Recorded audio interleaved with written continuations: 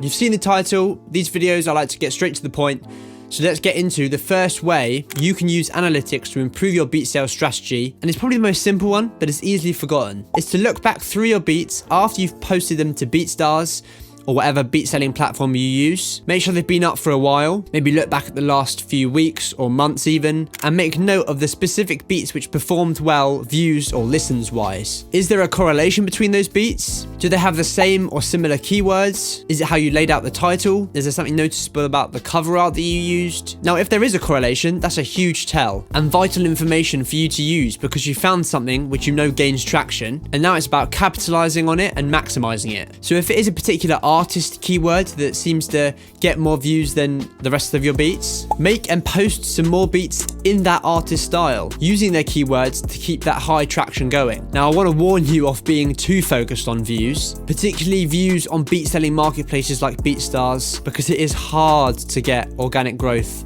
from that kind of marketplace. I don't think it's controversial to say that the BeatStars marketplace is not well set up or suited to general producers. At least the algorithm doesn't seem to favor general producers. However, I've had specific beats do a lot better than others, and I'm sure you will have done too, so study those particular beats and work off them. I also warn you off being too focused on the views or listens you get on your beats on beat selling marketplaces, because there is another analytic which is potentially even more important, and that's the number of free downloads you get. So first of all, if you haven't already, make sure you set all your beats to have a version which people can download for free, because what I'm about to say is one of many benefits that come from having free downloads on your beats. The other reasons being the ability to market to those artists which have downloaded your beats going forward, and allowing them to write and test the beat out, which then increases the likelihood of them buying it. Anyway, using free downloads can almost tell you more, because it doesn't just rely upon an algorithm like the view count does.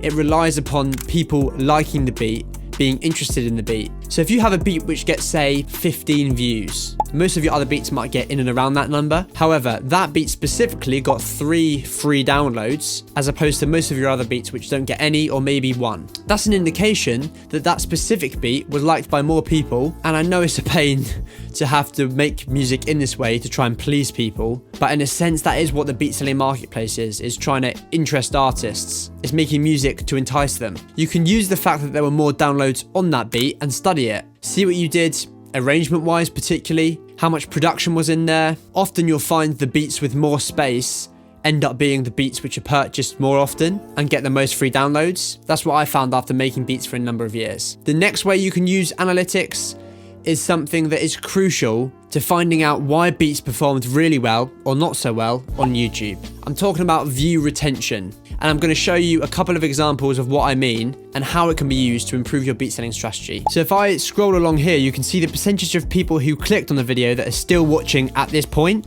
It shows it, as you can see, at literally every second. But the key point, and the one which will inform your decisions the most when you're making and selling beats, is the 30-second mark here. If a high percentage of people are watching at and past the 30-second mark, it significantly boosts the video on the YouTube algorithm, because YouTube really likes that. So this is the beat which didn't perform very well. Now if I show you the beat which did perform well, and in fact multiple times how usually my beats perform, instantly you can just see, looking at the graph, that it's much more steady in its decline, and there's a lot higher percentage of people watching throughout. There isn't a sharp drop before 30 seconds like there is on the other beat, and at 30 seconds there's still 65% of viewers who've clicked on the video still watching, which was a sign for YouTube to suggest that video to more people. So what does this mean for you and your beats? It means you have to focus when posting beats to YouTube on keeping people engaged at least till 30 seconds. So create anticipation at the start, but keep it interesting. Don't have a 45-second intro,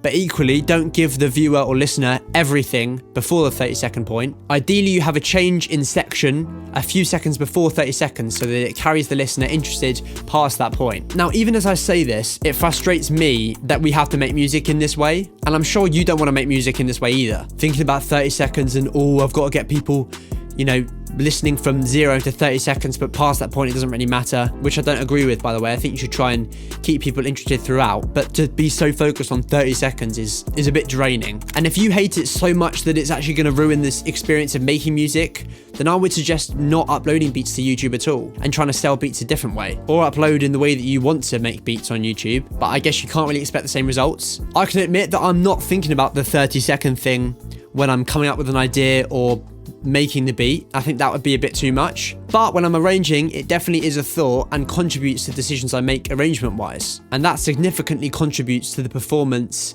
of the beat and the sellability of it. The final and probably the most unique way of using analytics to adjust your beat selling strategy for me is to look at other people's analytics.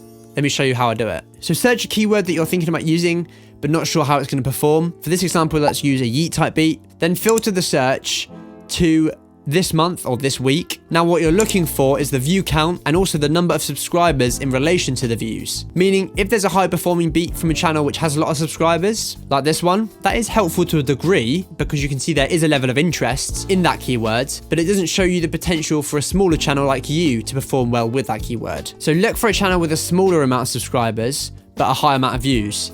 This one is literally the perfect example. 68 subscribers, but 14k views. This indicates there is a lot of potential for this keyword and a lot of potential even for someone with not very many subscribers at all. I'd then go even further and actually click on the beat and study how they've titled it, how they've written the description, what they did for the thumbnail, etc. Of course, you can use vidIQ to do this sort of thing, but sometimes it's good to physically see it on the platform itself and see examples of smaller channels who've gained traction from using the keyword. Thank you so much for watching. I really hope this video was helpful. If it was, please like and subscribe. It would mean so much to me. And join the Producer Discord's first link in the description. We're doing weekly placement opportunities there, so that's a really good way of potentially being able to get your first or multiple placements. I'll see you in the next video.